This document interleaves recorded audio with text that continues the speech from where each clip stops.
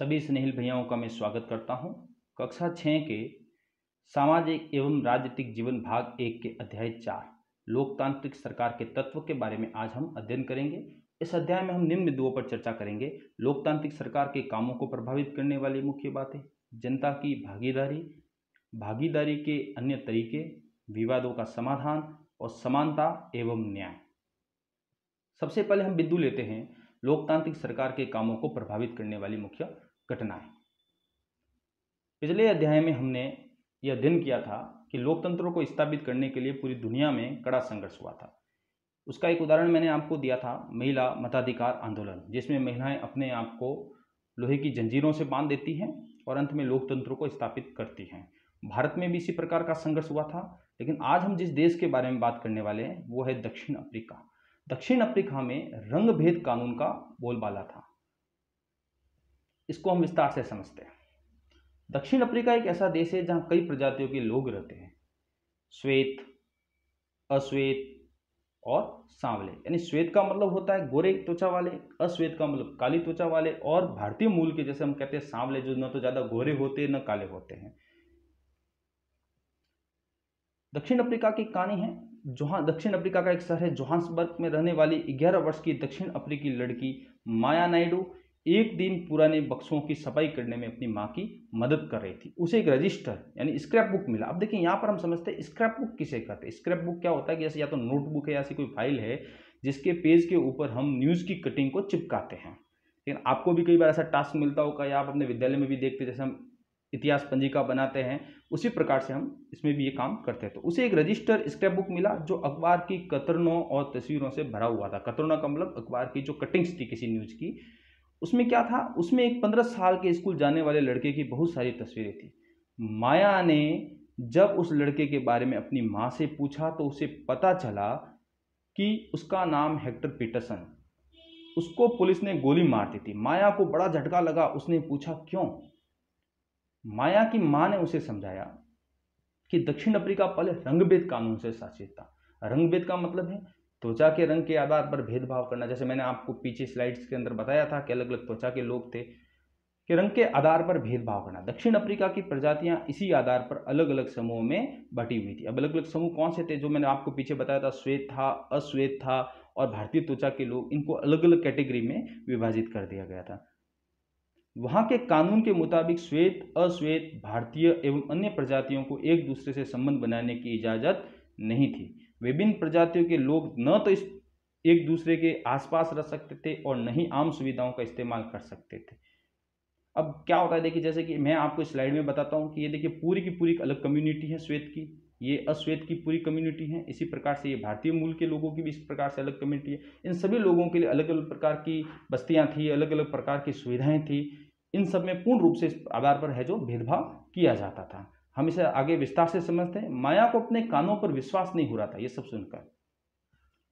रंगभेद कानून के तहत जिस तरह का जीवन था उसके बारे में बताते हुए माया की मां की आवाज में बड़ी गुस्सा था।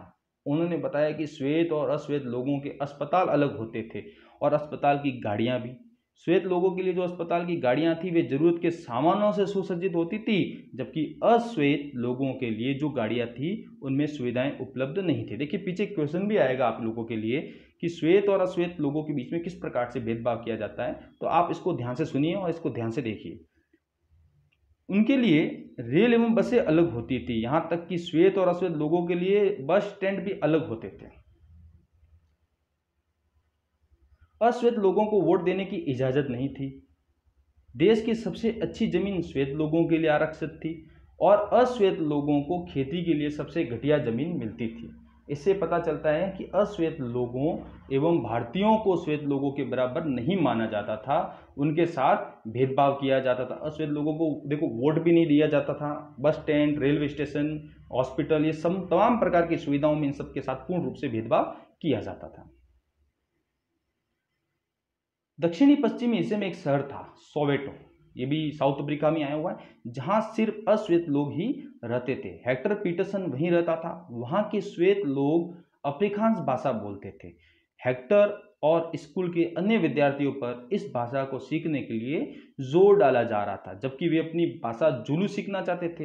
हेक्टर पीटरसन और उनके दोस्तों के ऊपर अफ्रीकांस भाषा के सीखने के लिए प्रेशर बनाया जाता था विद्यालय के अंदर, लेकिन वो अपनी भाषा जुलू सीखना चाहते थे। फिर क्या होता है, हेक्टर अपने सहपाठियों के साथ मिलकर अफ्रीकांस सीखने का विरोध कर रहा था।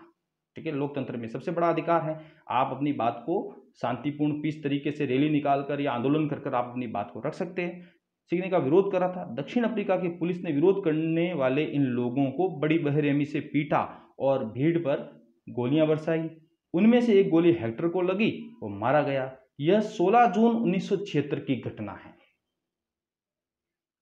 अफ्रीकी राष्ट्रीय कांग्रेस और उनके जाने माने नेता नेल्सन मंडेला ने रंग भेद के खिलाफ बहुत लंबे समय तक संघर्ष किया।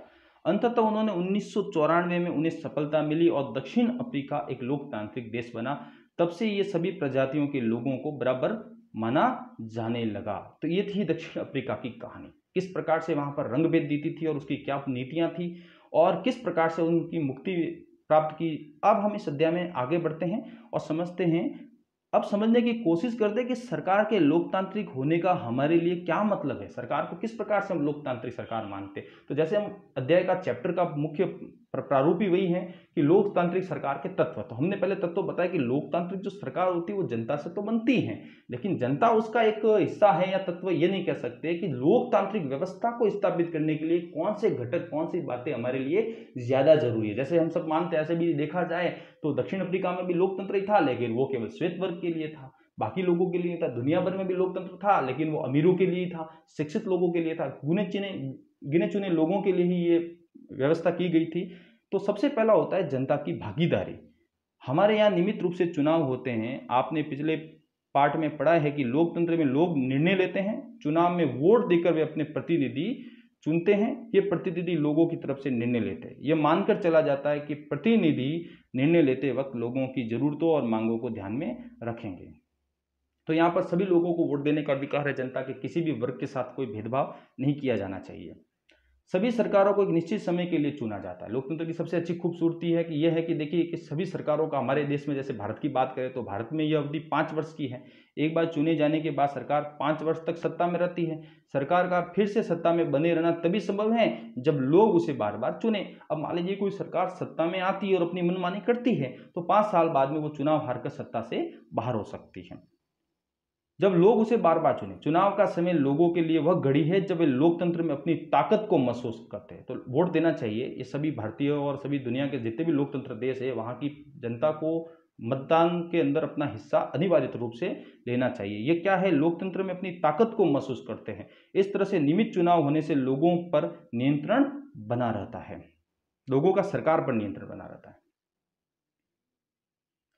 भागीदारी के अन्य तरीकों के बारे में बात करते हैं। देखिए, एक तो हम चुनाव के माध्यम से सरकार चुन लेते हैं। अब मान लीजिए 5 साल के लिए अगर कोई सरकार चुनते हैं और वो सरकार सही से काम नहीं कर रही है तो क्या हम 5 साल तक इंतजार करें, बस हमारी भागीदारी समाप्त होगी? तो ऐसा भी नहीं है। आप सरकार की नीतियों पर, पॉलिसियों पर अपना अंकुश किस प्रकार से लगा सकते हैं, उनके अलग अलग तरीकों पर हम बात करते हैं। चुनाव 5 वर्ष में एक बार होते हैं। वोट देने के अलावा लोकतांत्रिक सरकार के निर्णयों और नीतियों में लोगों के भाग लेने के और भी कई तरीके हैं।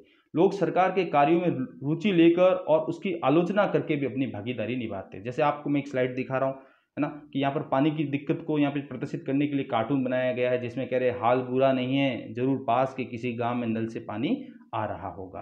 तो इसी प्रकार से जो है आलोचना के माध्यम से, आप देखते हैं तर्क वितर्क के माध्यम से भी हम इस प्रकार से करते हैं। अगस्त 2005 में एक खास सरकार ने बिजली का किराया बढ़ा दिया था, तो लोगों ने अपना विरोध बहुत ही तीखे रूप में व्यक्त किया। लोगों ने जुलूस निकाले और हस्ताक्षर अभियान चलाए। सरकार ने अपने निर्णय के बचाव में तर्क दिए, लोगों को समझाने की कोशिश की, लेकिन अंततः उसे लोगों की मांग माननी पड़ी और बिजली के बढ़ाए गए दामों को घटाना पड़ा। सरकार को अपना निर्णय बदलना पड़ा क्योंकि वह आम जनता के प्रति जिम्मेदार है।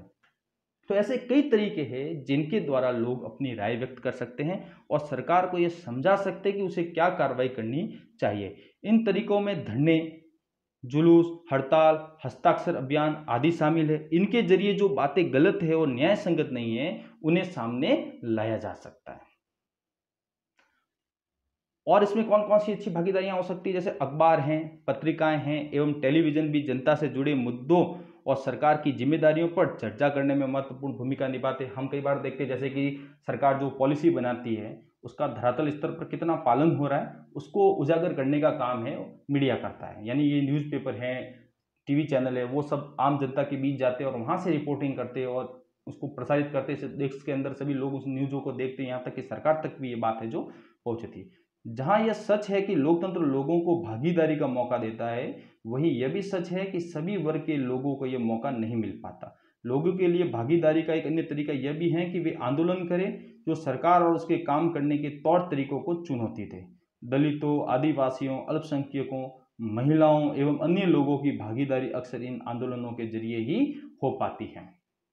अगर देश के लोग सजग हैं और इस बारे में रुचि लेते हैं कि देश कैसे चलाया जाता है, तो उस देश की सरकार का लोकतांत्रिक स्वरूप और भी मजबूत होता है। देखिए, जिस प्रकार से आप देश के अंदर धरना प्रदर्शन करेंगे, अपने हस्ताक्षर, आजकल जिस प्रकार से आप देखते हैं डिजिटल हस्ताक्षर के कुछ फॉर्म आते हैं आपको व्हाट्सएप ग्रुप पे, वहाँ पे तो आपको सड़कों पर भी उतरने की जरूरत नहीं, उसके माध्यम से एक पूरा उसका ब्लॉक लिखा हुआ होता है कि किस मुद्दे पर ये हैं। वहाँ जाकर आप भी डिजिटल हस्ताक्षर के माध्यम से सरकार के किसी भी फैसले के प्रति अपनी सहमति असहमति प्रकट कर सकते हैं। ये भी सरकार भी इस प्रकार के कुछ अभियान चलाती हैं और जनता के लोग भी चलाते हैं ताकि सरकार को तुरंत अपनी जनता की प्रतिक्रिया है जो बहुत अच्छे तरीके से प्राप्त हो सके। तो डिजिटल सिग्नेचर की तकनीक जो आजकल ज़्यादा विद्यमान हो रही है, बड़ी कारगर और बहुत ही अच्छे तरीके से ये हो रही है। अगली बार अगर हमें शहर, कस्बे या गांव की गली से कोई जुलूस गुजरते हुए दिखे तो हम एक क्षण रुककर पता करेंगे कि जुलूस किस लिए निकाला गया है, उसमें भाग लेने वाले लोग कौन हैं और वे किस मुद्दे पर प्रदर्शन कर रहे हैं। इससे हमें यह समझने में मदद मिलेगी कि हमारी सरकार कैसे काम करती है। अब देखिए, केवल सरकार का विरोध करने के लिए ही जुलूस या रैलियां नहीं निकाली जा सकती। कई बार उनके कामों के प्रति जागरूकता प्रदान करने के लिए भी निकाल सकते हैं। जैसे हम साक्षरता के लिए निकालते हैं, स्वास्थ्य पर्यावरण के लिए निकालते हैं, जल के लिए निकाल रहे हैं रैलियां। और उसी के असर से आप देखते पहले पल्स पोलियो की एक रैली निकला करती थी, बेटी बचाओ बेटी पढ़ाओ जैसे नारों के साथ में निकलती है। सरकार बहुत सारी पॉलिसियां हैं वो भी लागू करती है, उनके लिए भी जन जागृत को मतलब जागृत करने के लिए भी हम रैलियां वगैरह निकालकर सरकार में सहभागिता भी दे सकते हैं। केवल सरकार के विरोध की बात नहीं कर रहे, हम उसके साथ में सहभागी भी बन सकते हैं, बिना सरकार का एक प्रत्यक्ष अंग बने। अगला बिंदु है विवादों का समाधान करना। तो हमने पहले बताया सरकार की भागीदारी थी और उसके बाद में भागीदारी के अन्य तरीकों के बारे में किए। अब लोकतांत्रिक सरकार का एक मुख्य तत्व यह भी कि विवादों का समाधान करना, क्योंकि जहां कम्युनिटी रहेगी, जहां अधिकांश हर धर्म हर जाति के लोग रहेंगे, वहां विवाद तो होना ही है। जैसे भारत है, धार्मिक विविधता में एकता के लिए जाना जाता है, यहाँ पर सभी धर्मों को समान दृष्टि से देखा जाता है। तो जब विचित्र संस्कृति होती है, विचित्र प्रकार के लोग होते हैं, अलग अलग प्रकार की संस्कृति, अलग अलग प्रकार के जाति धर्म के लोग यहाँ रहते हैं, तो उनमें विवाद आवश्यक है। और ऐसी स्थिति में एक लोकतंत्र की कल्पना हम नहीं कर सकते। तो लोकतांत्रिक सरकार का एक महत्वपूर्ण तत्व यह भी होता है कि विवादों का समाधान होना चाहिए। आपने माया की कहानी में पढ़ा कि कैसे विवादों या समस्याओं के समाधान के लिए कई बार हिंसा का प्रयोग किया जाता है, जिस प्रकार से पीटरसन को मार दिया गया था।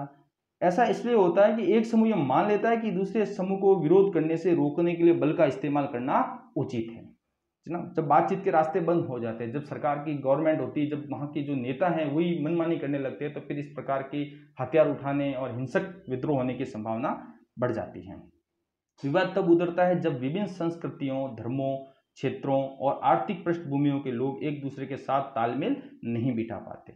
ऐसा तभी होता है जब कुछ लोगों को लगता है कि उनके साथ भेदभाव किया जा रहा है। लोग अपने विवादों को खत्म करने के लिए हिंसात्मक तरीके भी अपनाते हैं, जिससे अन्य लोगों में भय और असुरक्षा की भावना फैलती है। जिस प्रकार से अभी आप देखेंगे कि भारत सरकार ने सीएए का एक कानून लाया था, तो उसमें जिस प्रकार से एक वर्ग के लोगों को गुमराह किया गया और वो लोगों ने जिस प्रकार का प्रदर्शन किया, वो जनता के हित का नहीं था, लोकतंत्र के हित का नहीं था। इस प्रकार के हिंसात्मक तरीके भी अपनाते हैं, जिससे अन्य लोगों में भय और असुरक्षा की भावना फैलती है। सरकार की यह जिम्मेदारी होती है कि विवादों का समाधान करे। आइए अपने समाज के कुछ विवादों के बारे में पढ़े और ये समझे कि सरकार इनके समाधान में क्या भूमिका निभाती है। तो देखिए, हमारा पहला बिंदु निकल कर आता है धार्मिक। सबसे बड़ी बात है, जहाँ अलग अलग धर्म के लोग रहेंगे तो धार्मिक और सांस्कृतिक टकराव आवश्यक रूप से होना है।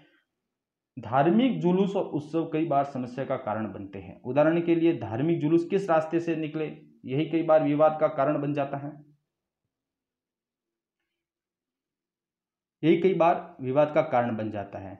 कई बार हिंसा भड़कने का खतरा रहता है। कभी कभी जुलूस के लोग उत्तेजित हो जाते हैं, कभी लोग जुलूस पर पत्थर फेंकने या उसे रोकने की कोशिश कर सकते हैं।